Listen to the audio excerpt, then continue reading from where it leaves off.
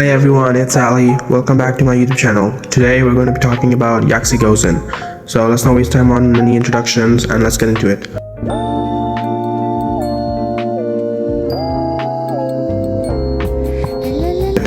Oh, and if you guys noticed, I didn't make a video on Dark Castle. I was planning on it, but with work and uni, I just had no time.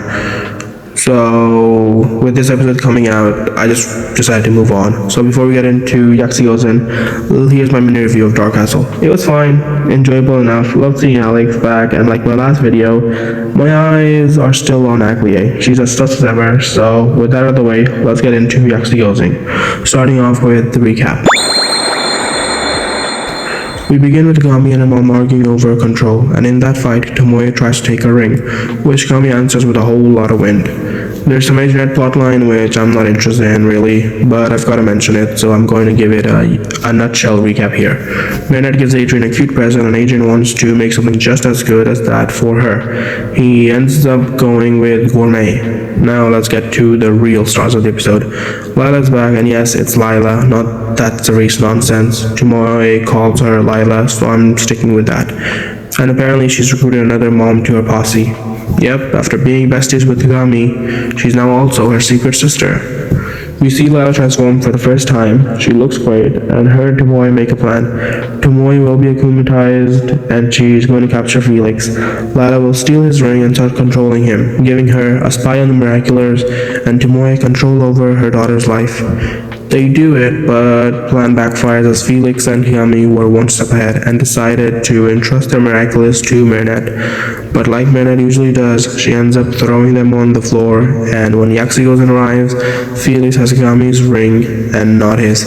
They continue with the plan, and Tomoe pretends to break away from the Akuma, gaining forgiveness from her daughter, and the episode ends with us finding out Tomoe's involvement with the council. And also apparently a new diamond has arisen. I'm guessing Lila, since, she's the new Hawkmoth, and it would come full circle since she wants everything Gabriel had, including his position on the council. But maybe it's someone a bit more influential. Love my girl, but she's not the biggest person in Paris. So I'm guessing someone like Audrey, who's also a fashion designer like Gabriel. But I'd hope that she'd already be on the council. I guess we'll have to wait and see. So let's start off with the good. What I liked about the episode. We finally see my girl, well, not exactly, but my other girl. We finally get to see Lila again, and Chrysalis. Disappointed we didn't get a transformation for her, but hopefully they're saving that for later since we did get Kagami's transformation this episode. And she's amazing, just so good. I'm so excited to see what she does. Her design is fine, I like the top half, but the suit is pretty boring. Hopefully she gets a redesign, not a complete redesign, but a more Ladybug season 4 kind of thing, It's so amazing seeing her make moves and make her plans, unlike Gabriel, who gets extremely boring with one objective. She's got multiple goals going on, meaning every time she does an akumatization, it's going to be something different. Her goal right now is to learn everything about Ladybug and Marinette, so her failing is fine. It doesn't discredit her reputation and turn her into a joke like Gabriel's constant failures did. Love seeing her, hoping to see more. My other good thing from this episode was, again, my other girl, Kagami, was great this episode. I've missed her. I might not like her dating choices, but I love her. And love to see her crash out and show her power to Tomoe. She's great. Love to see her sliving. With that out of the way, let's get into the bad.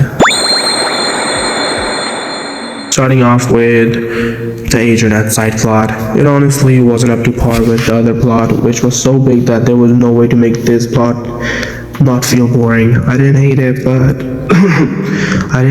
but I did skip it as much as I could. So yeah, just wish we replaced this with more interesting stuff, Now let's get into him.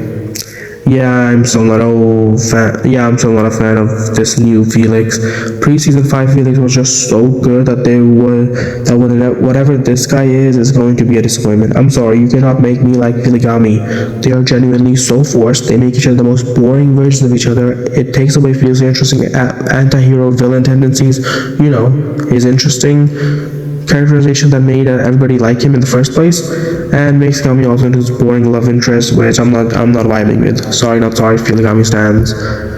But yeah, I thought this episode was just fine. It was great finally seeing Chrysalis, but a bit disappointed. I'm sorry, after all that build up, I was expecting something a bit more explosive, like how huge Collector was. I mean, this episode is supposed to be a mid-season finale.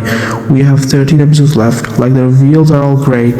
They're all up to par with what I was expecting, but they put them together in such a way that it just felt so meh.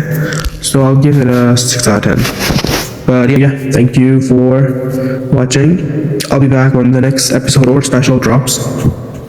And subscribe to find out when that happens.